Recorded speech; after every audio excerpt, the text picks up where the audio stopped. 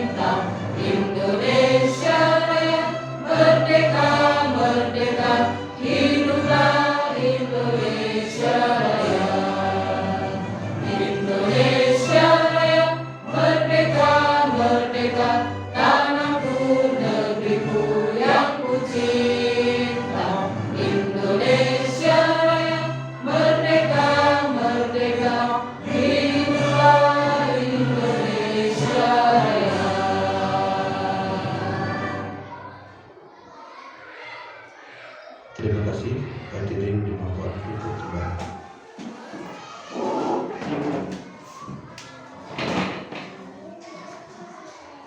Acara yang ketiga, sambutan kepala sekolah yang disampaikan oleh Ibu Mukti Hartini SPDSI. Waktu kami persilakan. Bismillahirrahmanirrahim. Assalamualaikum warahmatullahi wabarakatuh. Yang terhormat Ibu Rohayatun selaku penyaji dalam seminar calon guru penggerak tahun 2022. Yang saya hormati Bapak Ibu guru semuanya, peserta seminar. Pertama-tama marilah kita panjatkan rasa syukur kepada Allah Subhanahu wa taala pada pagi siang hari ini kita bisa berkumpul dalam acara seminar modul 1.4 yang dengan judul budaya positif dalam rangka calon guru penggerak angkatan 6 tahun 2012 Kabupaten Purbalingga. Selanjutnya yang kedua, sholawat dan salam sama tercurahkan pada junjungan kita Nabi Muhammad Sallallahu Alaihi Wasallam yang senantiasa kita nantikan salawatnya besok di lahir akhir amin. Bapak Ibu atau peserta seminar yang saya hormati, kaitannya dengan calon guru penggerak memang ada beberapa rangkaian yang harus dilaksanakan. Jadi memang ada langkah-langkah yang harus dilaksanakan. Salah satunya adalah ada kegiatan seminar di mana memang harus diseminarkan dengan jumlah peserta itu minimal 10 orang. Kalau di PTK-PTS bahkan 15 orang. Tapi kalau di sini Ibu Ratun, Bu Rohayatun cukup dengan 10 orang. Itu memang langkah-langkah dalam kegiatan calon guru penggerak. Memang harus ada seminar. Untuk itu hari ini Ibu Rohayatun akan menyampaikan seminar, akan memaparkan seminar modul 1.4 dengan judul budaya positif kepada ibu-ibu atau peserta seminar nanti untuk memperhatikan paparan yang disampaikan oleh Ibu Rohayatun. Nanti bisa ada sesi tanya jawab karena itu rangkaian dari seminar harus ada sesi tanya jawab. Jadi nanti silakan kepada peserta seminar untuk mempelajari atau menyimak paparan yang disampaikan oleh Ibu Rohayatun ya, dengan budaya positif ya, dengan judul budaya positif, dan nantinya bisa mengajukan pertanyaan. Paling tidak 3 orang itu harus mengajukan pertanyaan dan nanti bisa memberikan jawaban oleh Ibu Rohayatun. Kepada Ibu Rohayatun untuk nanti dipaparkan dengan jelas atau mau semuanya mungkin dari awal sampai akhir atau mungkin tidak semuanya, yang mungkin terserah, mungkin sudah dikemas oleh Ibu Rohayatun.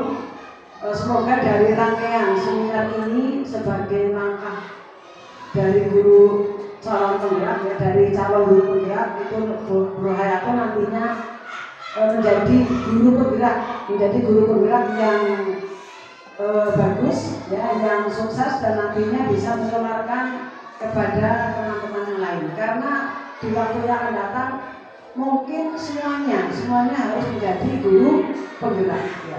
Karena ini program pemerintah yang memang sudah diprogram oleh pemerintah.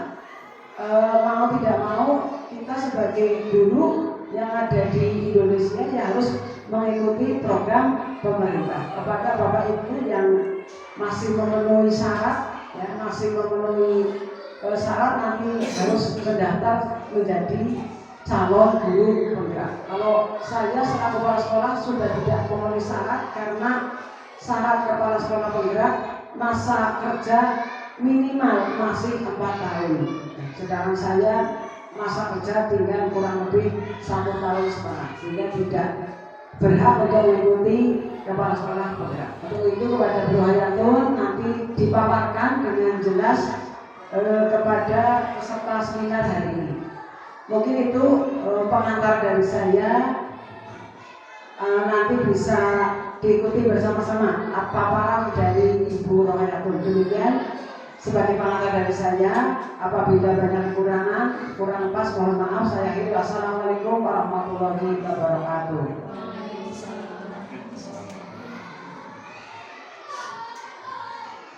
Terima kasih atas sambutannya. Acara yang keempat, materi seminar calon guru penggerak anak-anak yang disampaikan oleh Ibu Rohayatun. Waktu kami persilakan.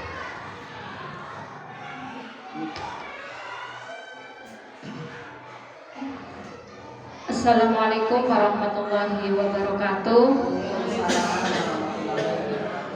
Ibu Kepala SD Negeri 3 Sirau yang kami hormati, serta rekan-rekan guru SD Negeri 3 Sirau, beserta teman-teman saya dari kelompok bermain dan juga karyawan yang saya hormati. Kemudian semua yang hadir akan menyimak seminar yang akan saya laksanakan. Semoga nanti semuanya dapat berjalan lancar. Puji syukur kita kehadirat Allah Subhanahu wa Ta'ala yang alhamdulillah kita dapat berkumpul dalam keadaan sehat walafiat. Semoga pertemuan ini mendapat keridhaan dari Allah Subhanahu wa Ta'ala. Amin Allahumma amin. Salawat salam semoga tetap tercurah limpahkan kepada junjungan kita Nabi Agung Muhammad Sallallahu Alaihi Wasallam, Nabi yang akan kita harapkan syafaatnya kelak di hari yaumil qiyamah. Para peserta seminar, ibu bapak yang saya hormati, sebelumnya memang sudah menjadi tugas saya untuk menyampaikan kepada menularkan ya, kepada seluruh anggota sekolah hasil yang selama ini saya pelajari dari setiap modul. Tetapi yang wajib itu modul 1.4 yaitu budaya positif. Namun sebelum pemaparan saya, terlebih dahulu saya ingin menyampaikan ya, kesepakatan kelas kita ya. Kesepakatan yang akan kita sepakati yang pertama adalah ketika kita sedang seminar tidak boleh bermain HP. Kemudian yang kedua, tidak boleh berbicara sendiri. Kemudian yang ketiga, fokus. Begitu ya? Ya. Terus selanjutnya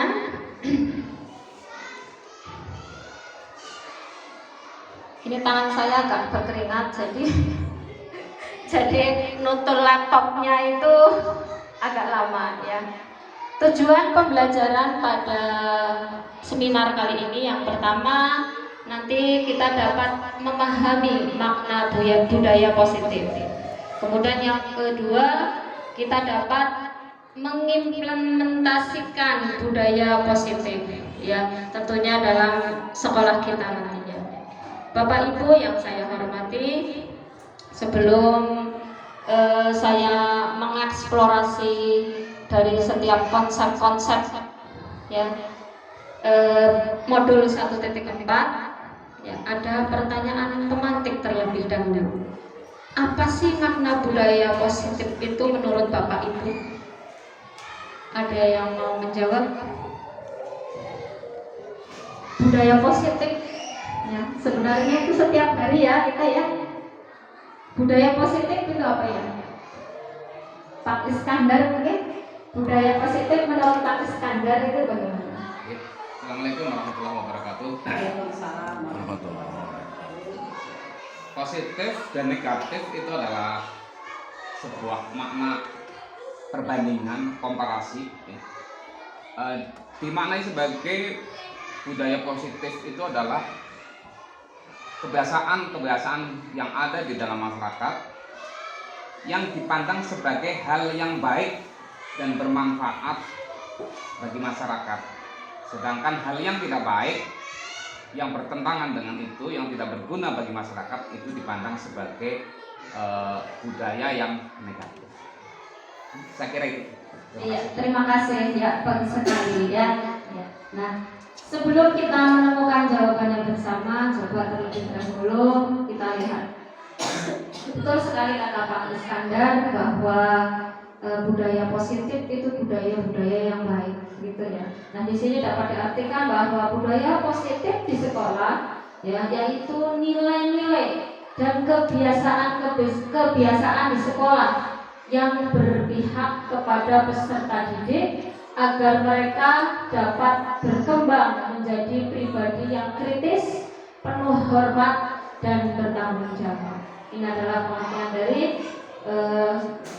budaya positif. Nah, Bapak Ibu yang saya hormati, sebelum saya mengeksplorasi konsep, terlebih dahulu mari kita lihat filosofi pendidikan menurut Ki Hajar Dewantara.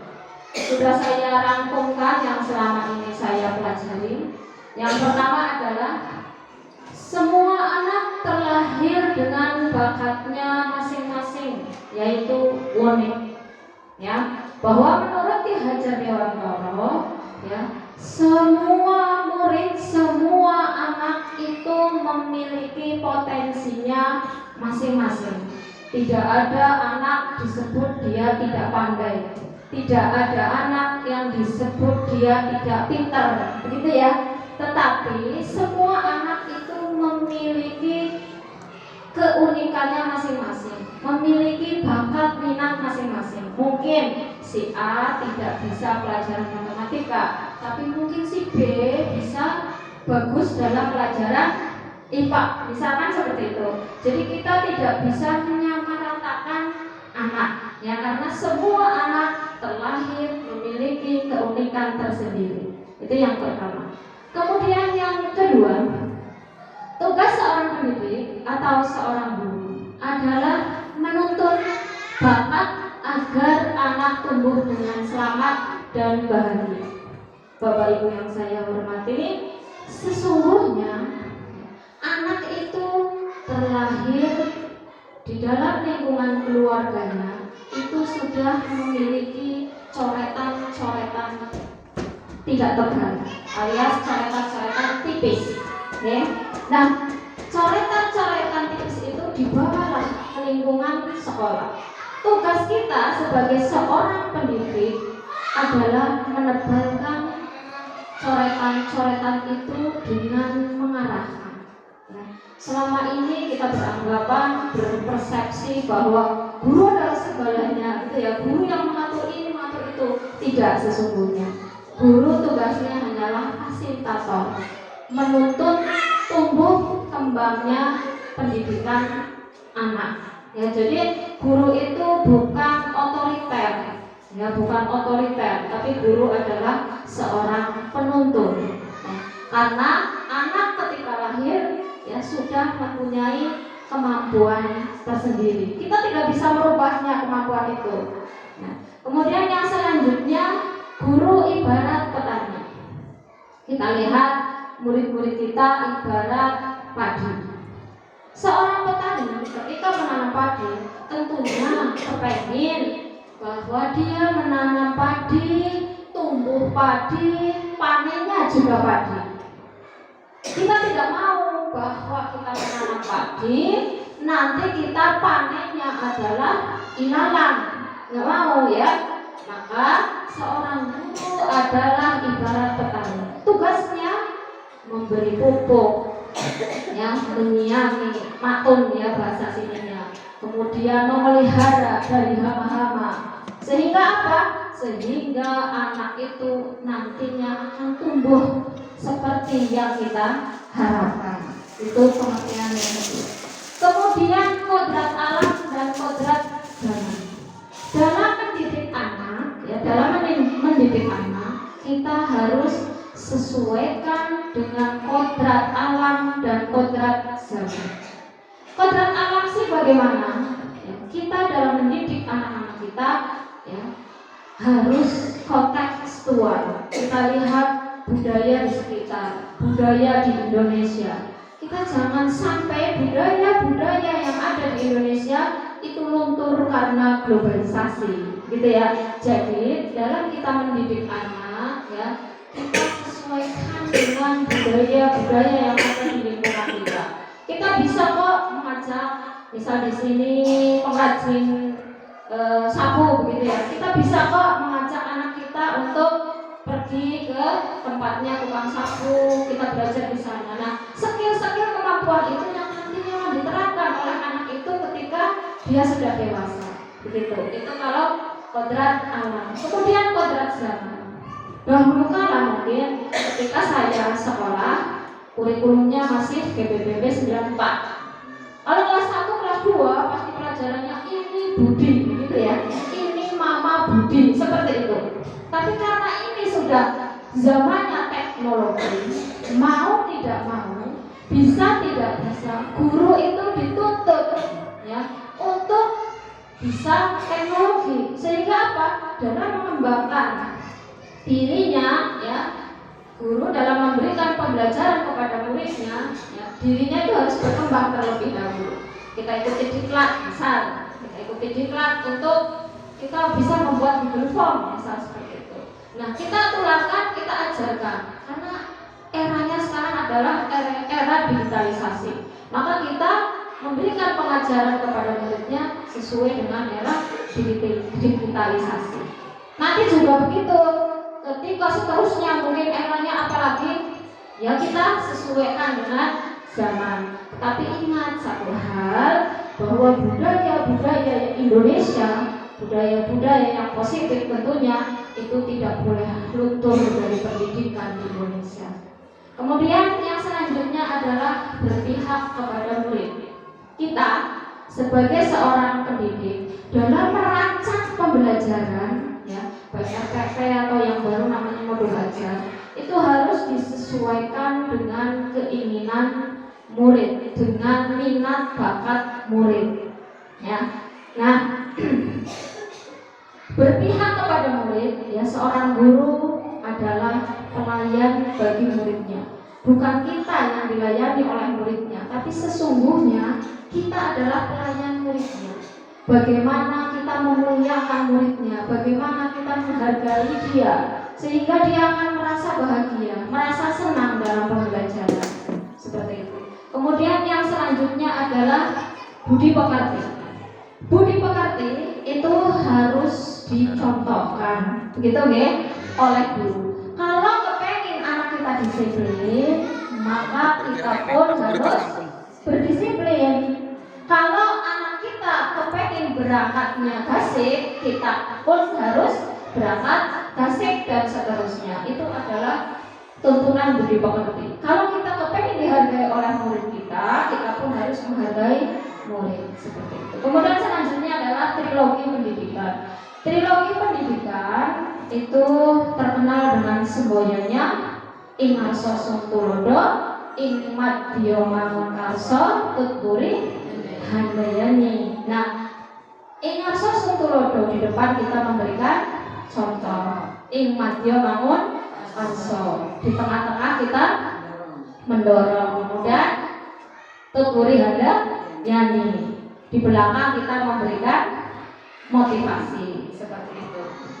Nah, itu pendidikan yang sudah saya rangkum sesuai dengan filosofi Ki Hajar Dewantara. Ini baru permulaan, belum sampai kepada materi. Nah, selanjutnya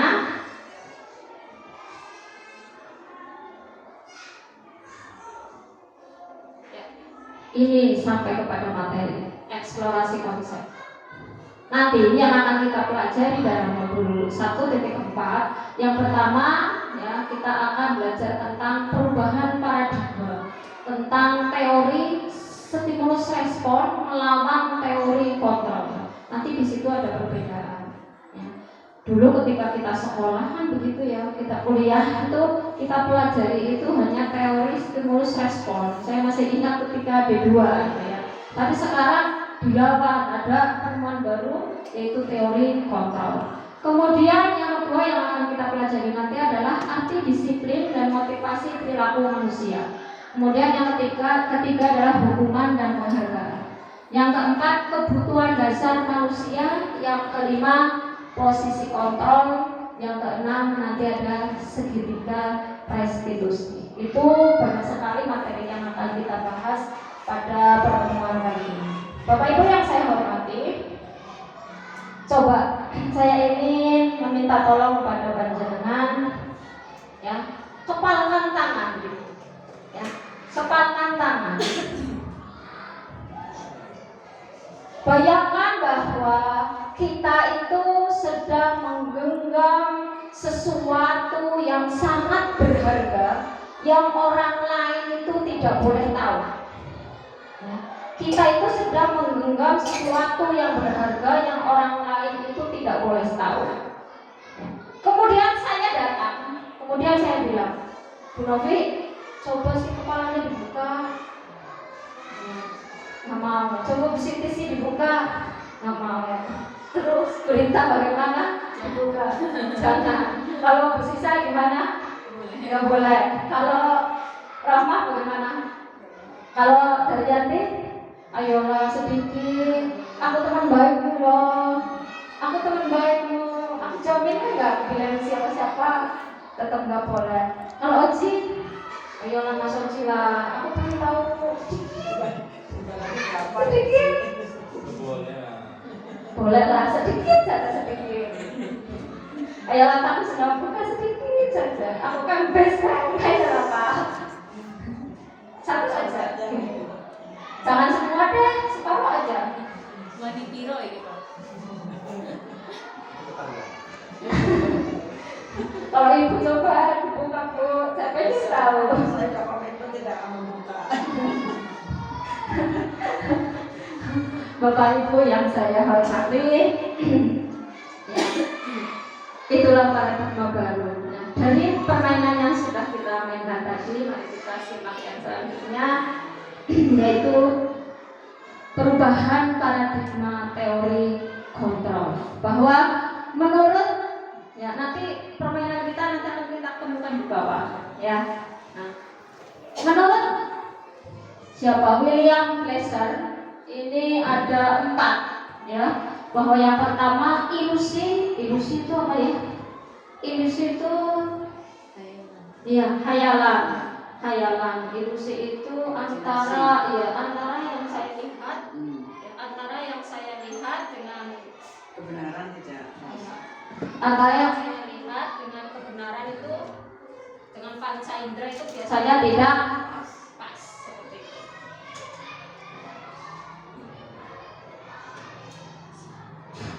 Nah, menurut William Glasser itu ada 4. Yang pertama ilusi guru mengontrol murid. Yang kedua ilusi bahwa kritik dan membuat orang merasa bersalah dapat menguatkan karakter. Yang ketiga ilusi bahwa semua penguatan positif itu efektif dan bermanfaat. Yang keempat ilusi bahwa orang dewasa itu memiliki hak untuk memaksa. Itu adalah ilusi teori kontrol menurut William Glasser. Nah, selanjutnya ya, di sini ada teori stimulus respon, kemudian ada teori kontrol. Kita bahas dari nomor 1. Kalau menurut teori stimulus respon, ya, kita mencoba mengubah agar orang berpandangan sama dengan kita. Ya, itu menurut teori stimulus respon. Kemudian menurut teori kontrol, kita itu berusaha memahami pandangan orang lain tentang dunia. Berarti kalau menurut stimulus respon, ya, kita itu lebih kepada memaksa, begitu ya, lebih pada memaksa. Tetapi kalau untuk teori kontrol, kita lebih kepada pengertian, gitu ya, pengertian bahwa saya tidak cocok dengan Oji misalnya, ya, tapi saya tidak berusaha untuk memaksa Oji cocok dengan saya, tapi saya berusaha memahami sebenarnya dunianya Oji seperti apa sih, kan seperti itu. Kemudian yang kedua, perilaku buruk dilihat sebagai suatu kesalahan.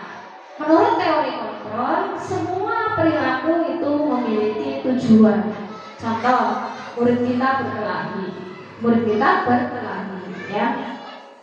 Kita menganggap setiap hari ini dia berkelahi, besok dia lagi. Maka di dalam hati kita pasti, dia anak nakal, gitu ya, sukanya berkelahi, bikin ribut dan lain sebagainya. Tapi sesungguhnya, ya, sesuai dengan teori kontrol, anak itu melakukan itu karena dia punya tujuan.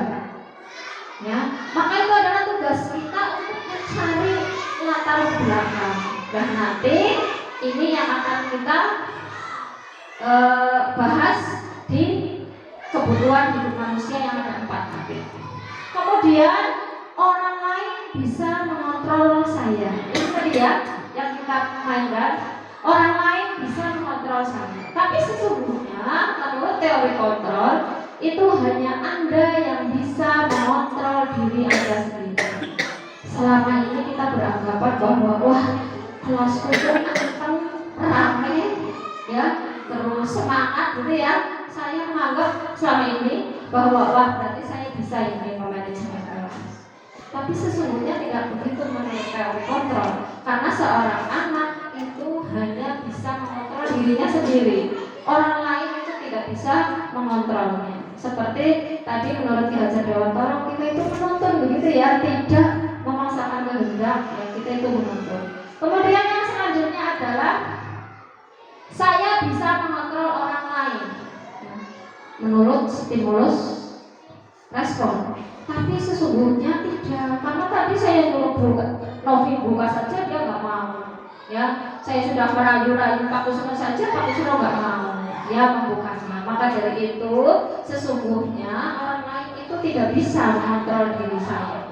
Nah, menurut teori kontrol itu seperti itu. Kalau menurut stimulus respon itu bisa mengontrol orang lain. Kemudian yang selanjutnya, pemaksaan ada pada saat bukan gagal. Menurut teori kontrol itu kolaborasi dan konsensus menciptakan pilihan-pilihan baru. Berarti menurut teori kontrol, ya, jika memang anak itu ya sudah tidak bisa diatasi, ya mentok-tok, berarti kita bisa berkolaborasi.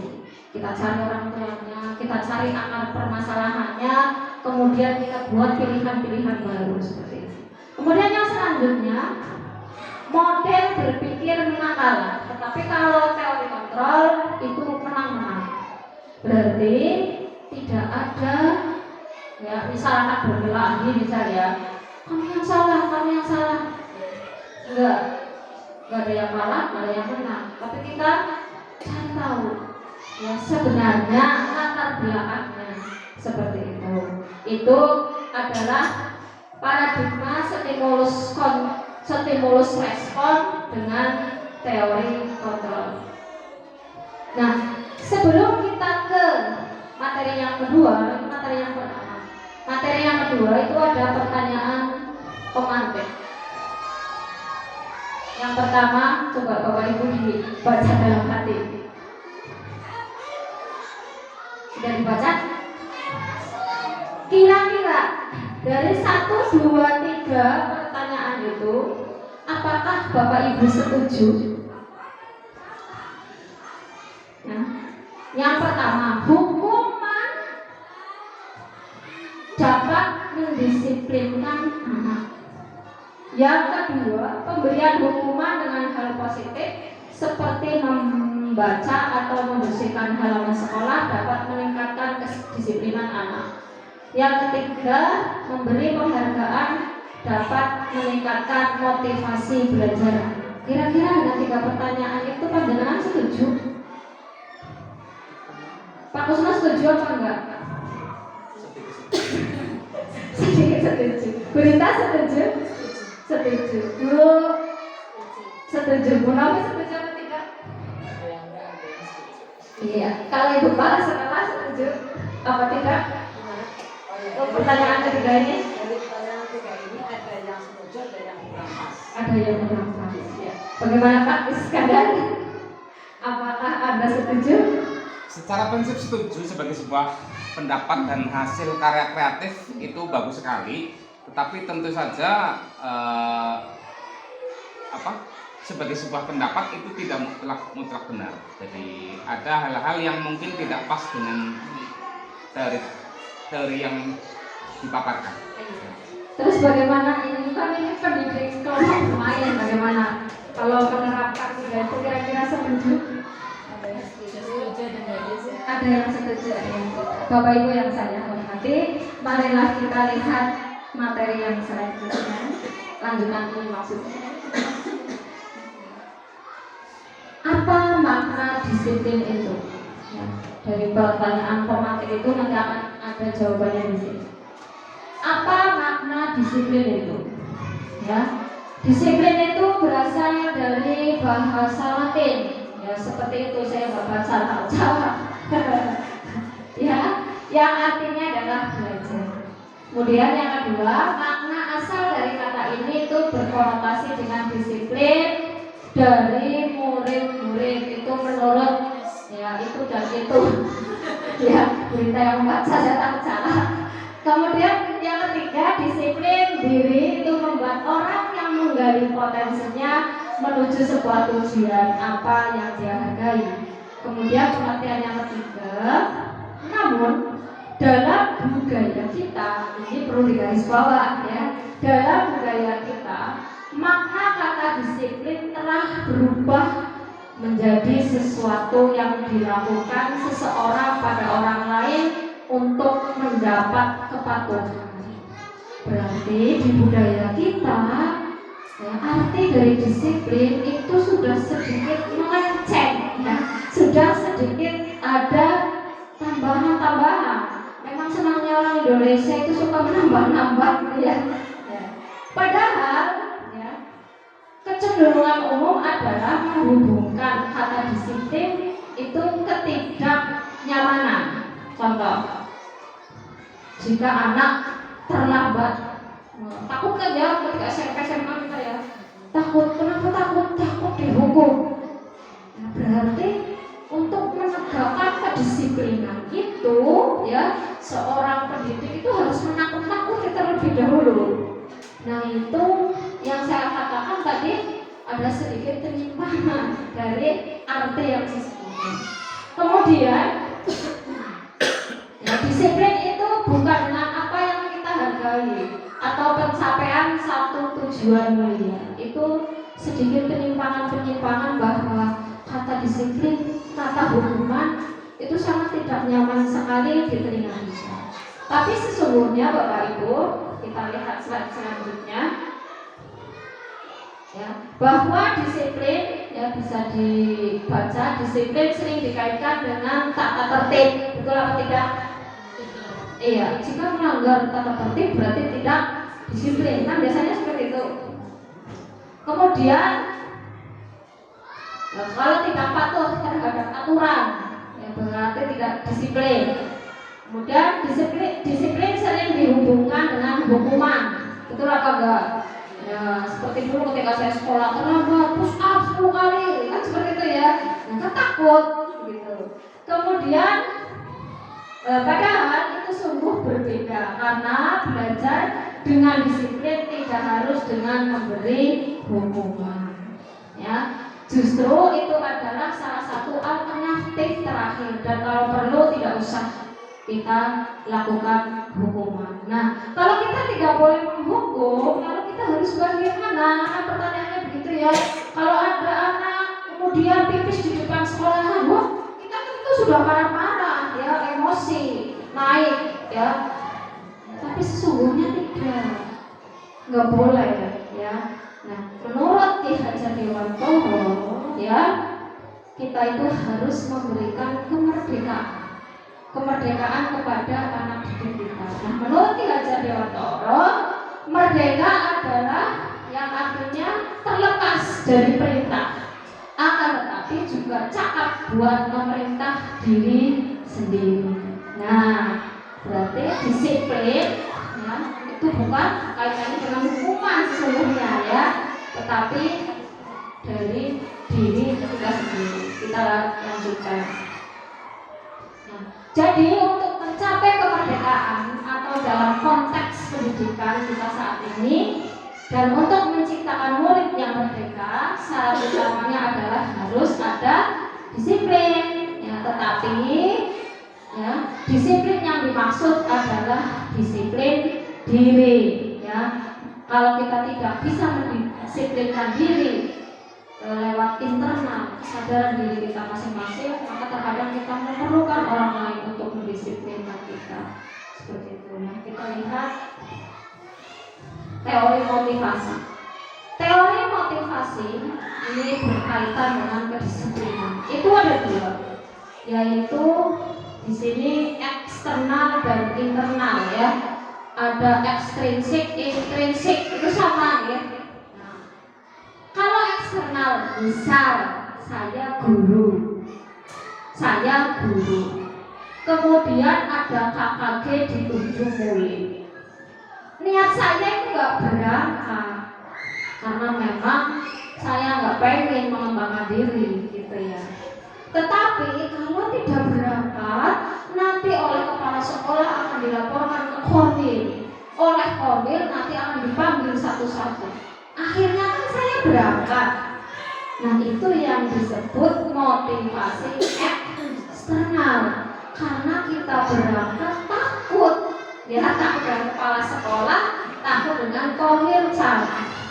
Tetapi berbeda ketika saya berangkat KKG itu karena memang saya kepengen mengembangkan diri saya.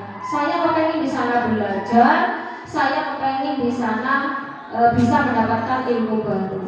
Itu adalah motivasi internal atau intrinsik seperti itu. Nah, kalau motivasi intrinsik biasanya itu di dalam hati kita itu ada pemikiran bahwa nanti kalau saya disiplin, saya itu akan seperti ini. Ya, nanti kalau misal saya 7:30 saya sudah mulai memberikan materi, mungkin ya seperti itu. Nanti untuk semester kedepannya saya akan mencapai ini. Maka saya tidak perlu belajar lagi untuk menghadapi ujian ketika kelas 6 ujian nanti. Kan seperti itu teori prinsip. Saya ya jam 7 berangkat menerapkan pembiasaan Asmaul Husna dan sholat duha itu karena saya ini anak SD Negeri 3 Sirau, lulusannya itu cerdas secara spiritual dan cerdas secara akademik. Itu teori motivasi intrinsik. Tetapi jika saya berangkat jam 7 anak sholat duha supaya nanti kepala sekolah itu memuji-muji saya, ya itu adalah teori motivasi eksternal. Nah, yang diharapkan dari guru penggerak nantinya untuk memberikan kepada temannya pengimbasan kepada teman-temannya itu adalah budaya yang positif, budaya yang sesuai dengan teori motivasi internal atau intrinsik. Ya, berarti kita menumbuhkan dari dalam diri kita, bukan karena seperti itu. Ya. Ini sudah paham selanjutnya. Budaya positif itu sesungguhnya berasal dari lingkungan. Kalau kita di sekolahan itu kita berasal dari kelas dulu, setelah itu kita ke lingkungan sekolah, kemudian kita akan ke lingkungan masyarakat. Diharapkan seperti itu. Nah, Bapak Ibu yang saya hormati, saya lanjutkan materinya. Setelah tadi kita berbicara tentang disiplin, sekarang kita akan berbicara tentang keyakinan kelas, hukuman, dan penghargaan. Ini diharapkan nantinya itu semua akan bermuara kepada motivasi intrinsik.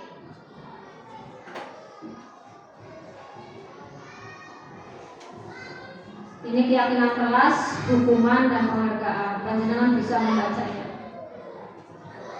Kenapa sih kita harus menggunakan helm? Begitu ya. Kenapa kita juga harus memakai masker? Kenapa harus cuci tangan? Kan seperti itu ya. Kenapa sih harus peraturan? Kenapa tidak keyakinan? Kenapa penghargaan? Kenapa hukuman? Kan seperti itu. Keyakinan kelas adalah nilai-nilai kebijakan atau prinsip-prinsip universal yang disepakati bersama secara universal. Itu adalah keyakinan kelas. Kemudian menurut Gosen 98, suatu keyakinan akan lebih memotivasi seseorang dari dalam. Seseorang akan lebih bersemangat untuk menjalankan keyakinannya daripada hanya sekedar mengikuti serangkaian peraturan. Nah, ini cara pembentukan keyakinan kelas. Dan nanti diharapkan di dalam kurikulum Merdeka itu sudah tidak ada hukuman, sudah tidak ada penghargaan. Ya, penghargaan itu hukuman yang baik ya.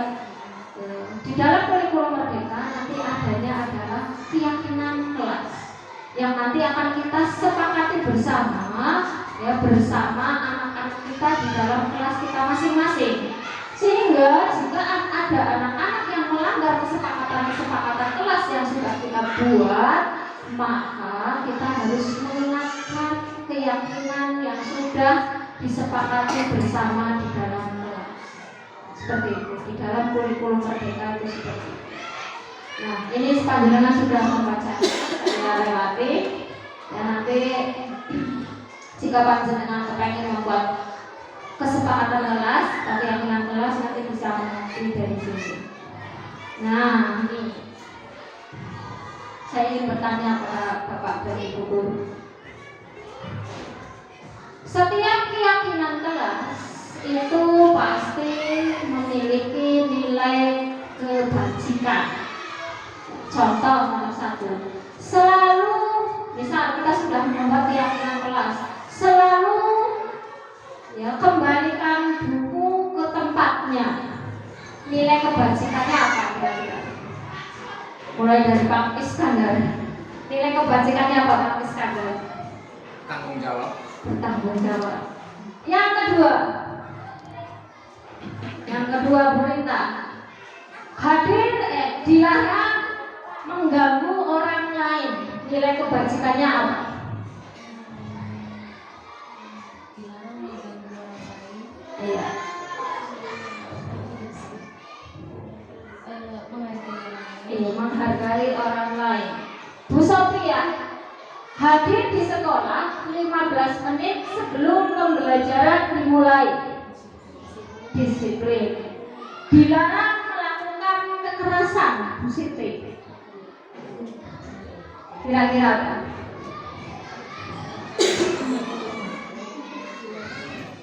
Dilarang melakukan kekerasan. Nilai kebajikannya apa?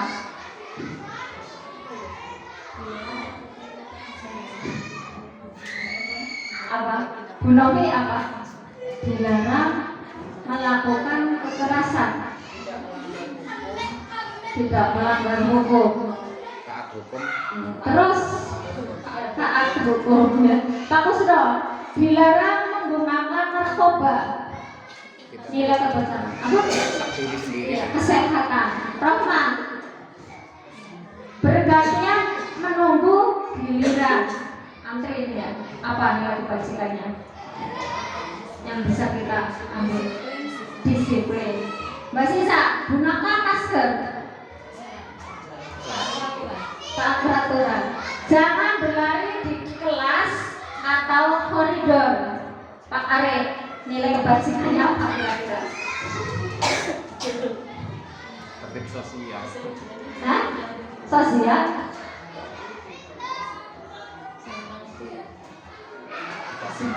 Napa Bu?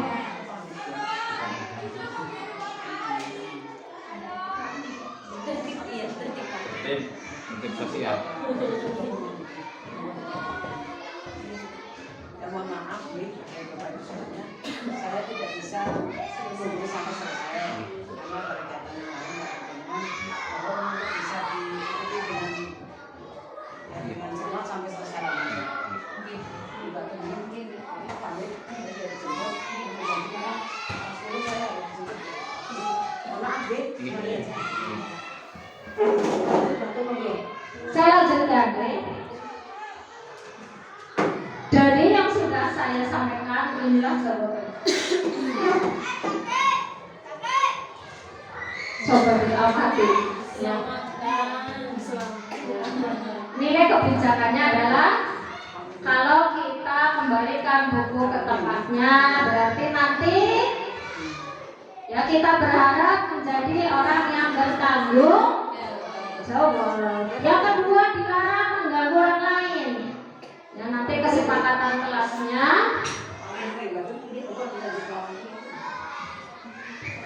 ya dilarang mengganggu orang lain. Nanti berarti kesepakatan kelas yang akan kita buat yang sebenarnya adalah menghormati orang lain dan diri sendiri. Hadir 15 menit sebelum pembelajaran dimulai, itu menghormati orang lain, komitmen pada tujuan. Kemudian dilarang melakukan kekerasan, itu keselamatan, menghormati orang lain. Dilarang menggunakan narkoba, kesehatan, ya betul. Pergantian atau menunggu giliran, itu menghormati orang lain, juga kesabaran. Gunakan masker, kesehatan, keselamatan. Berarti kita nanti murid kita ya akan beranggapan bahwa oh jika kita menggunakan masker maka kita akan menjaga kesehatan kita akan selamat. Jangan karena saya gunakan masker karena saya takut dengan Pak Arif nanti dihukum, bukan ya, tapi karena timbul motivasi intrinsik tadi. Kemudian jangan berlari di kelas atau di koridor, itu keselamatan dan keamanan. Bapak Ibu yang saya hormati, saya lanjutkan.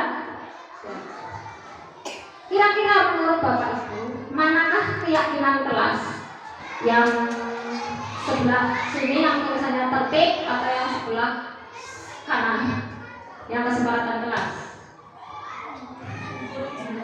Tak terlihat. Kurang. Tadi sudah disetting tapi tidak mau gede ya karena nggak ada pengaruh. Dibacakan mungkin karena tak Dibaca penting. ya. Ini yang tertib, yang pertama datang tepat waktu mengucapkan salam. Yang kedua menjaga kebersihan sekolah. Yang ketiga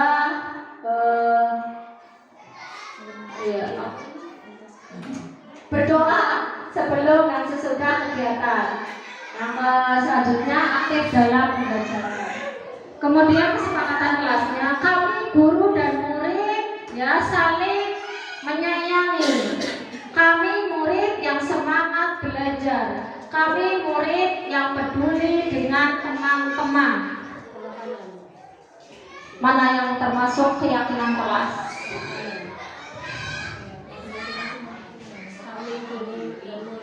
Ya, kalau ini yang sebelah sini termasuk keyakinan kelas. Karena apa? Nanti di kurikulum Merdeka itu nggak ada datang 15 menit sebelum pembelajaran, itu nggak ada seperti itu.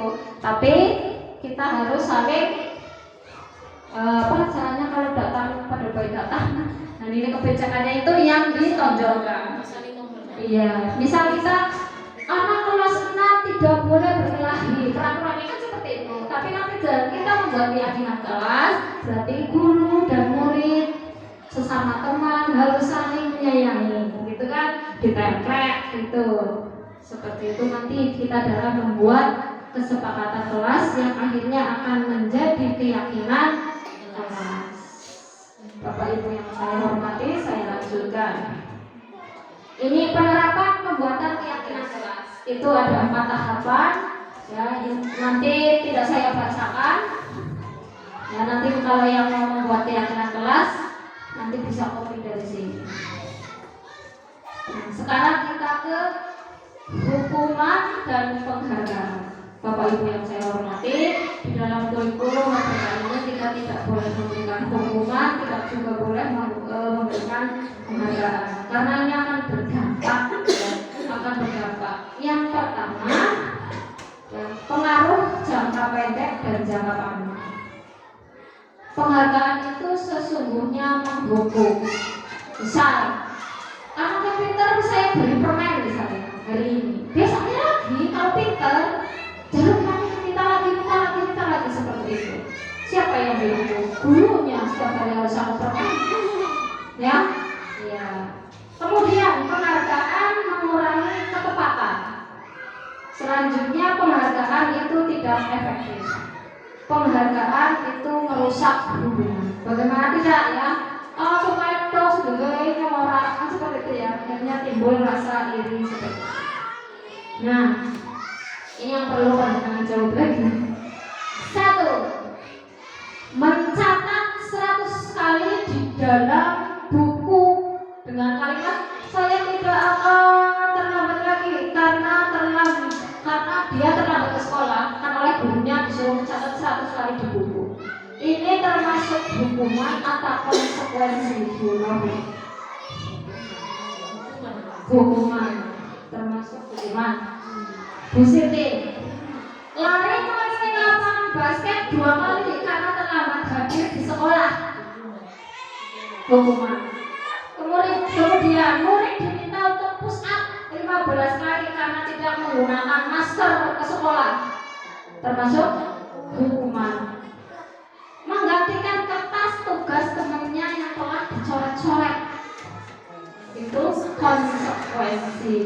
Membersihkan tumpahan air di meja tulis karena tersenggol pada saat belajar, konsekuensi.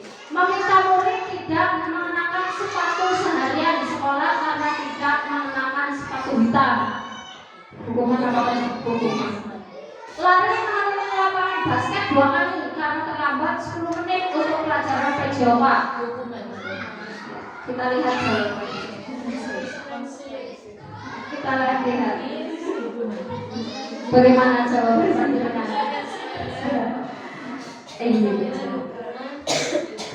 Nah, itu yang bisa diberikan kepada murid kita nanti adalah konsekuensi. Tapi sebelum kita menentukan konsekuensi, kesepakatannya itu dulu yang dibuat, ya, keyakinan kelasnya dulu, seperti itu, oke? Nah, baru nanti ada konsekuensi, tapi bukan hukuman, ya. Bapak Ibu yang saya hormati, ini perbedaan hukuman dan konsekuensi. Saya baca satu persatu. Kalau hukuman itu sesuatu yang menyakitkan harus terjadi, ya, hukuman. Kedua, membuat anak sakit fisik maupun hati untuk jangka yang lama.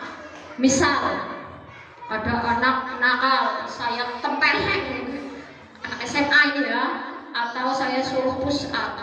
Bukan dia mau disiplin, tapi ada yang gurunya itu diadang di jalan, diajak berkelahi. Karena dia merasa bahwa dia dipermalukan, ya, merasa dia dipermalukan, merasa dendam dengan gurunya. Ya. Kemudian anak itu menjadi membenci kedisiplinan. Contohnya tadi kan ya, kalau tidak berangkat tepat waktu, maka kamu akan dihukum push up misalnya. Itu kan anak jadi takut, akhirnya pulang mau sekolah. Kemudian mendorong anak menyakiti diri sendiri.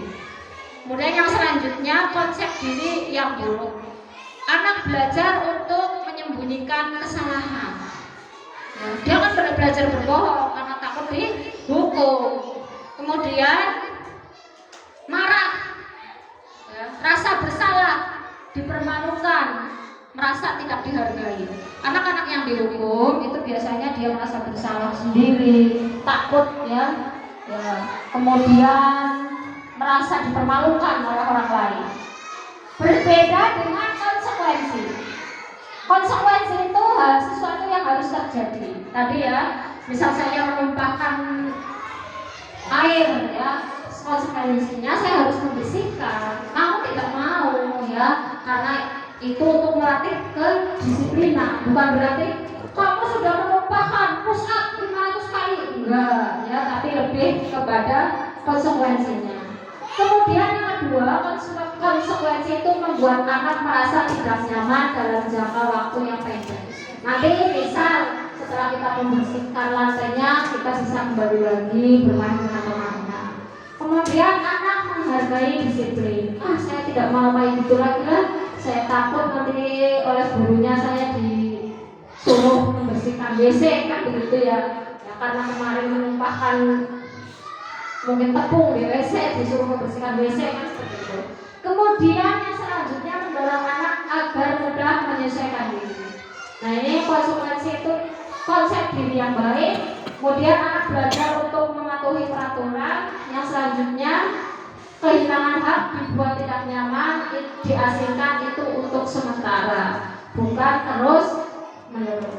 Bapak Ibu yang saya hormati, nah, untuk materi yang selanjutnya itu adalah kebutuhan dasar manusia. Kebutuhan dasar manusia.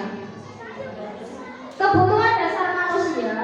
Ya, ini tadi materi hukuman penghargaan itu sudah selesai, tapi masih berkaitan, ya, berkaitan dengan kebutuhan dasar manusia. Kebutuhan dasar manusia yang satu adalah penguasaan. Yang kedua adalah kesenangan. Yang ketiga adalah kasih sayang dan rasa diterima. Yang keempat adalah kebebasan. Yang kelima adalah bertahan hidup. Itu adalah kebutuhan dasar manusia. Ini ada suatu kasus. Coba panjenengan analisis. Saya baca. Bu Rita, guru kelas 5 SD Negeri 3 Mitigasi Ragu sedang bingung menghadapi ulah salah satu murid di kelasnya yang bernama Ova. Beberapa anak telah datang dan mengeluh Ova sering kali meminta bekal makan siang mereka dengan paksa.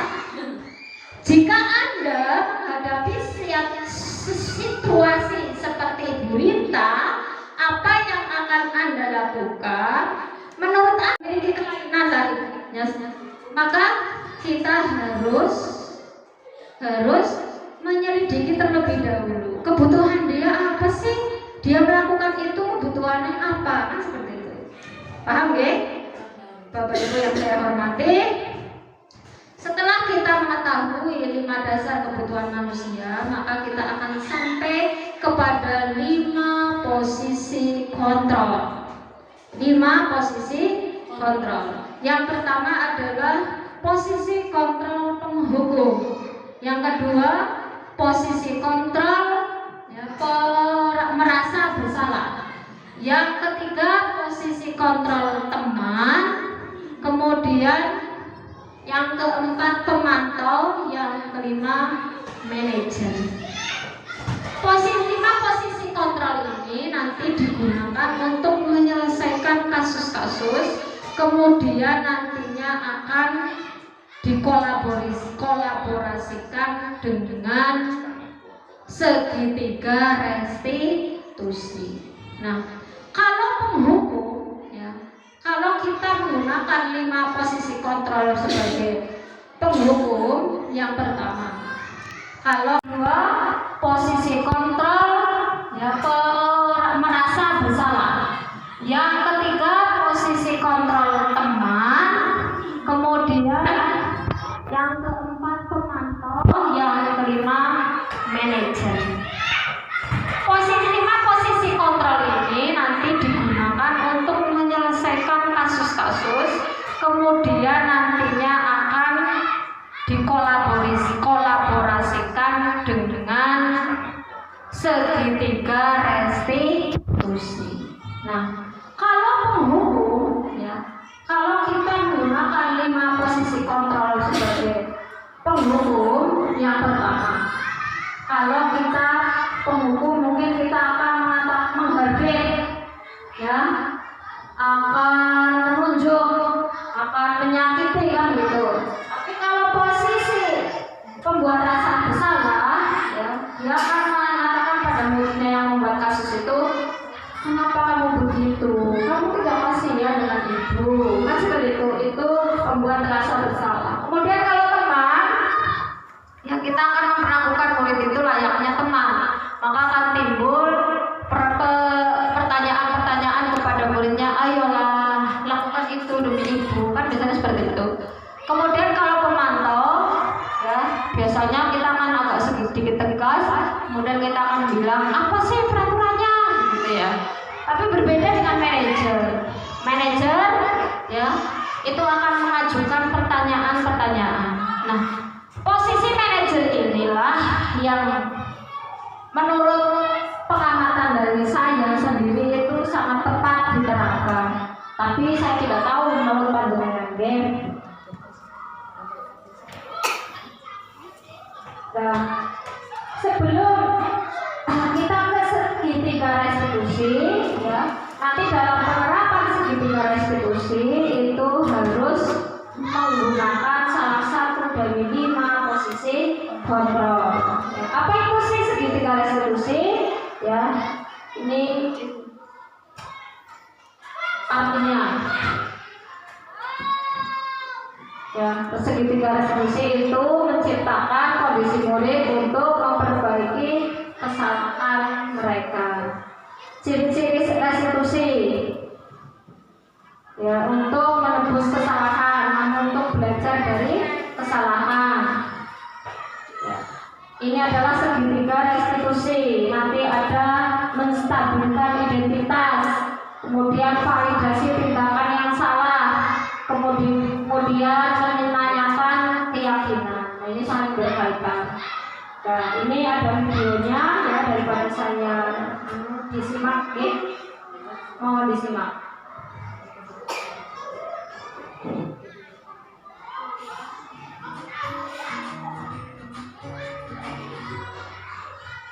Salam dan bahagia Ibu dan Bapak Guru hebat.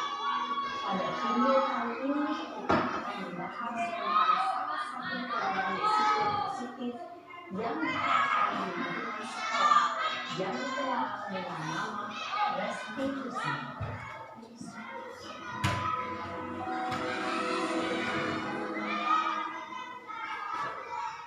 Restitusi digunakan oleh pakar pendidikan dan dosen berdasarkan pada teori kontrol Machiavelli Research. Setidaknya restitusi adalah suatu proses dialog yang dijalankan oleh guru atau orang tua agar dapat menghasilkan murid yang mandiri dan bertanggung jawab. Pada saat guru di posisi manajer, respect yang digunakan oleh murid adalah motivasi kompetensi, sehingga penanaman nilai-nilai kebajikan dapat tumbuh dan berkembang menjadi suatu kebiasaan positif yang akhirnya membentuk karakter diri. Proses dialog ini terdiri dari 3 langkah yang digunakan pada ketiga sisi pada segi bidang restitusi. Sisi pertama adalah menstabilkan identitas. Sisi yang kedua adalah validasi tindakan yang salah. Dan sisi yang ketiga adalah menggunakan meyakini. Ibu dan Bapak Guru, berikut ini akan menunjukkan bagaimana seorang guru berada dalam posisi manajer menggunakan penerapan segitiga restitusi.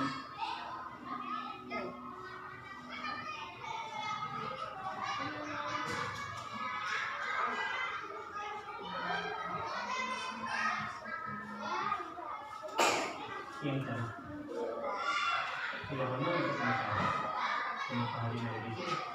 Kesel Pak, kesel banget. Masa aku dikatain tukang fitnah Pak? Ya aku marah Pak. Aku balik dikatain mereka di depan kelas. Kesel banget.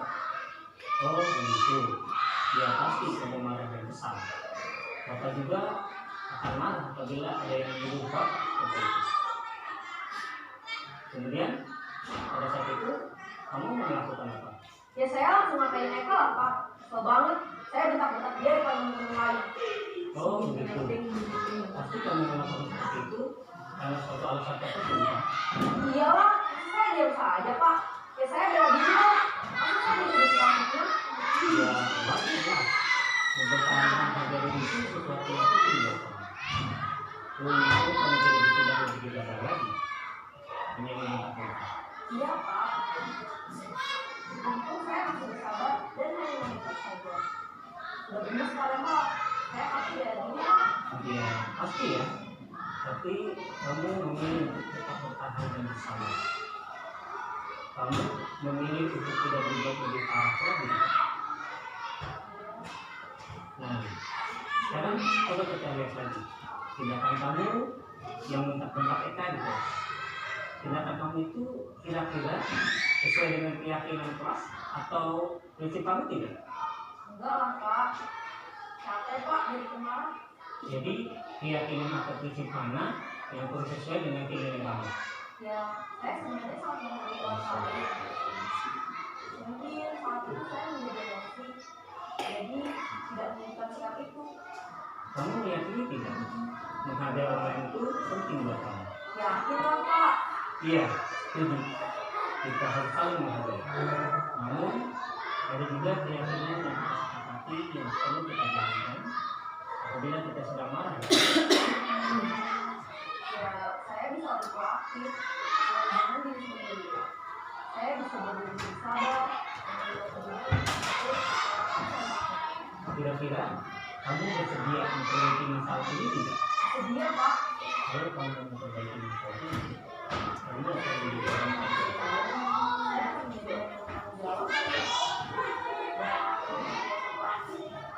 Iya, menurut kamu bagaimana rasanya menjadi orang seperti itu? Ya nyaman lah, bangga bisa bersabar dengan diri. Baiklah kalau begitu. Ya, kita pikirkan bagaimana memperbaiki masalah ini.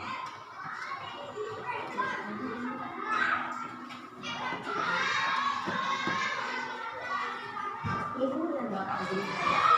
Baru saja kita menyaksikan contoh bagaimana seorang guru berada dalam posisi manajer menggunakan penerapan segitiga restitusi. Mari kita bahas satu persatu. Pada sisi pertama, menstabilkan identitas berdasarkan pada prinsip bahwa membuat kesalahan adalah bagian dari proses pembelajaran. Sisi pertama dari segitiga ini berperan menggeser identitas murid dari identitas gagal ke identitas sukses. Murid yang sebenarnya aku yang tidak pantas atau menarik diri saat itu sedang mengalami identitas gagal. Bila kita memilih itu, maka posisinya tidak akan berubah. Kita bisa mengajukan pernyataan ini. 1. Membuat kesalahan sesuatu yang wajar. 2. Manusia tidak akan yang sempurna. 3. Kita bisa memperbaiki masalah ini. 4. Saya tidak menanyakan kesalahannya. Saya lebih fokus bagaimana memperbaiki masalah ini. 5. Apakah saat ini kamu menjadi orang yang terbaik untuk diri sendiri? Pada sisi kedua, validasi tindakan yang salah berlandaskan pada prinsip bahwa setiap perilaku berupaya memiliki suatu kebutuhan tertentu. Guru yang telah memahami teori kontrol akan bergeser dari pemikiran stimulus respon menjadi proaktif dan mencoba untuk mengenali tujuan dari perilaku murid, mengenali dan mengakui kebutuhan murid ini dapat memperbaiki hubungan dengan murid tersebut. Pernyataan atau pertanyaan bisa disampaikan dengan nada suara tidak menghakimi atau menunjukkan, sehingga dapat mengembalikan murid pada posisi positif. 1. Kamu bisa saja bertindak lebih gegabah lagi dari ini. 2. Aku bisa melakukannya tanpa suatu alasan tertentu. 3. Kamu melakukannya karena mempertahankan suatu yang penting dengan baik. 4. Mungkin kamu bisa mempelajari suatu perilaku baru lalu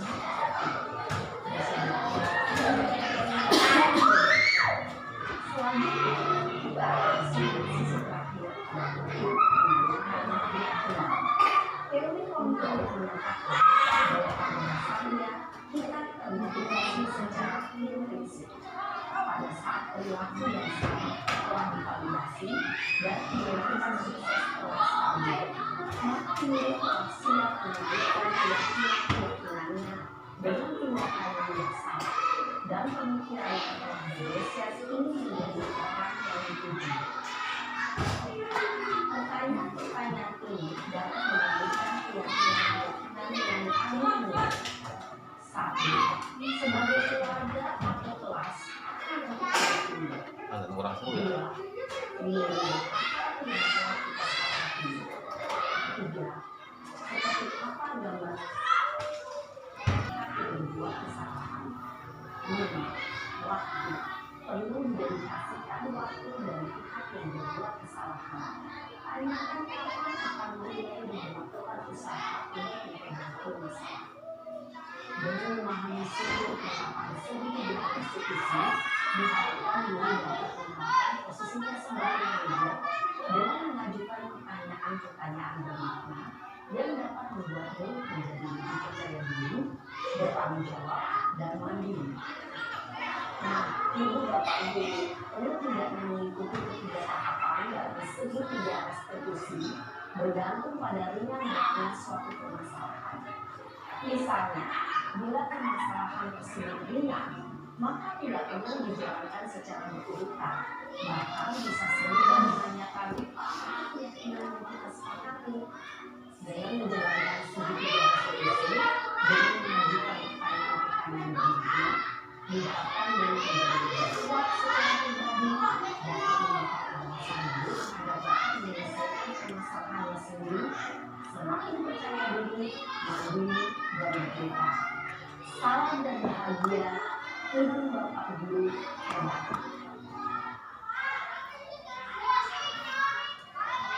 Iya, Bapak Ibu Guru, bagaimana videonya?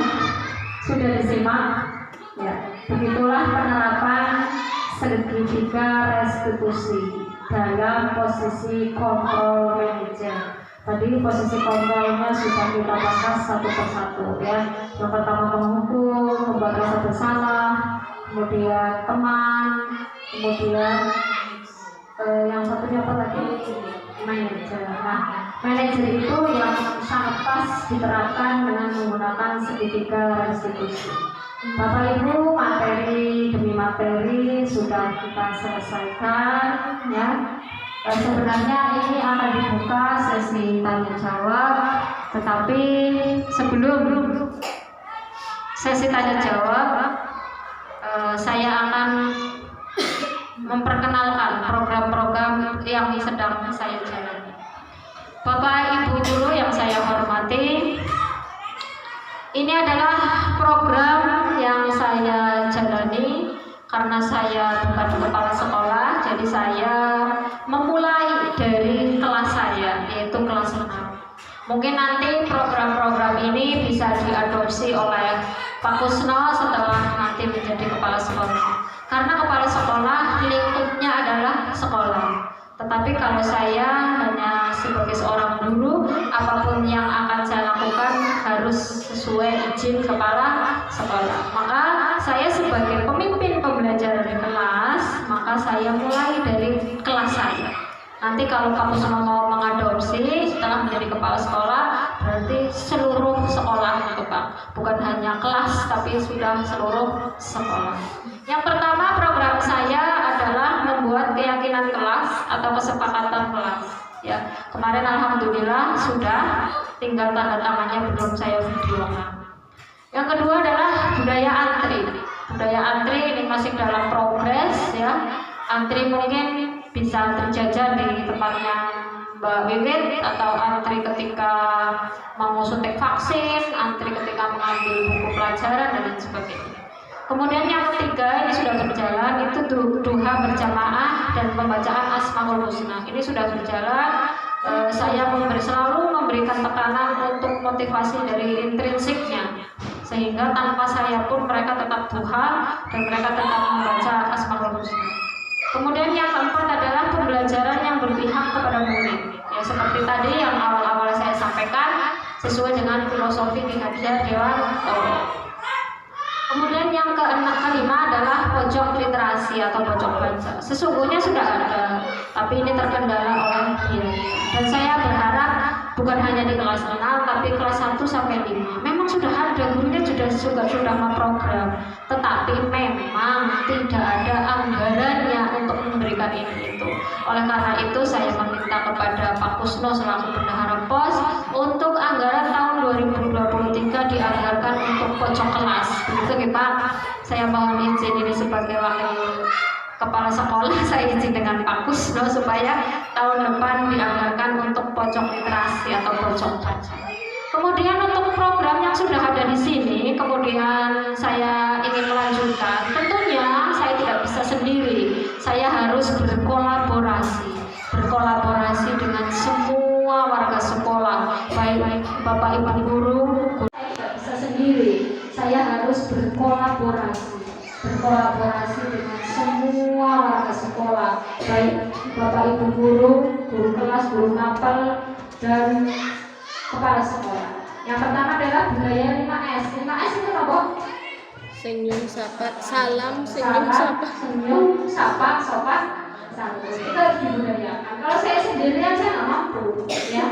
Kalau saya bergerak sendirian saya nggak mampu. Maka saya butuh bantuan jenengan, ya semuanya untuk senyum, sapa, salam, senyum, sapa, sopan, santun. Itu yang harus diterapkan. Kemudian yang kedua adalah Jumat bersih. Ini bagian dari budaya kita, yaitu gotong royong. Jumat bersih ya. Sudah berjalan dari dulu sekolah ini ada mungkin ya, tapi terkadang Jumatnya bersih ya, kadang olahraga ya, diselang-seling ya. Yang ketiga adalah Jumat sehat. Jumat sehat itu bisa olahraga ya. Kemudian imunisasi dan pemberian obat cacing itu sudah rutin oleh Bidan Desa. Kemudian upacara bendera setiap Senin dan hari besar. Ini sudah berjalan. Ini untuk menanamkan kedisiplinan. Kemudian berbaris saat masuk kelas. Nah ini kan belum berjalan. Dulu sudah pernah berjalan. Ketika beberapa tahun yang lalu saya guru di sini juga masih ya. Ini sudah berjalan, tetapi akhirnya tidak berjalan lagi. Seperti itu. Ini adalah program-program saya dan saya mohon izin kepada Pak Kusno selaku yang dipercaya sebagai wakil kepala sekolah. Ya, ini adalah program-program saya dan saya memohon doa setuju. Demikian. Yang selanjutnya barangkali ada pertanyaan dari Bapak Ibu guru karena waktunya sudah 1 jam lebih ya. Ya, sudah 1 jam lebih apa sudah lebih? Sudah itu 1 jam itu sudah 1 jam Iya, 15. materinya banyak. Tidak usah ada pertanyaan. Pertanyaannya nanti dibahas di kantor ya, secara tidak formal begitu. Bapak Ibu guru yang saya hormati, akhirnya kita sampai kepada penghujung akhir ya pertemuan kita. Tetapi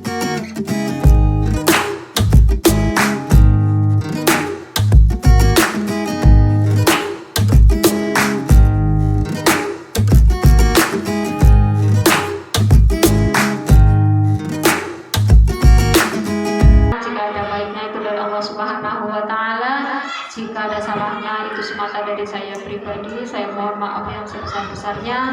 Saya akhiri, wabillahi taufiq wal hidayah. Wassalamualaikum warahmatullahi wabarakatuh.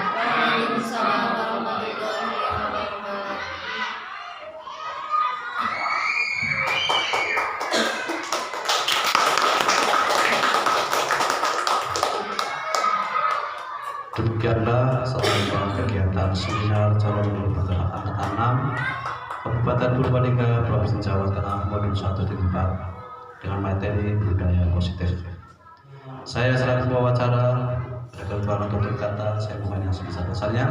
Marilah acara ini kita tutup bersama dengan membaca hamdalah. Alhamdulillahirobbilalamin. Bila taufiq wal hidayah. Wassalamualaikum warahmatullahi wabarakatuh.